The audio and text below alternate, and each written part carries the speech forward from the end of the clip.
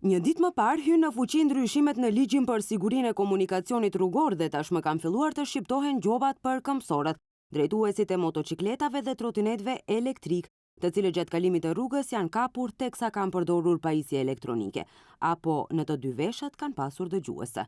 Por për të rritur sigurinë në trafik, kryeshefja e sektorit për punë në komunikacion thotë se po ndërmerre një sër masash, ndërsa ndër më kryesoret është që nga 1 janari 2026 projekti Qyteti i Sigurt do të transferohet në Shtet i Sigurt.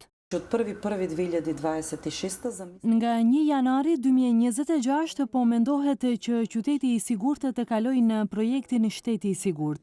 Kemi grupë pune ndër-institucionale, ndër-sektoriale, e cila punon intensivisht në këtë projekt.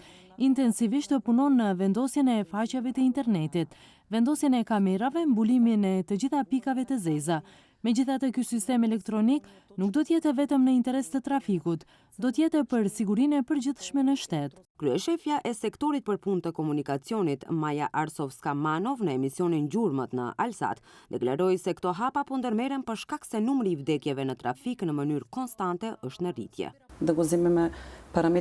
Ta marrim parametrin e personave që kanë ndërruar jetë nga viti 2022 e këtej, numri i personave të vdekur në mënyrë konstante është në rritje.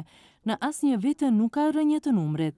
Në vitin 2024 kemi 142 viktima të aksidenteve në trafik.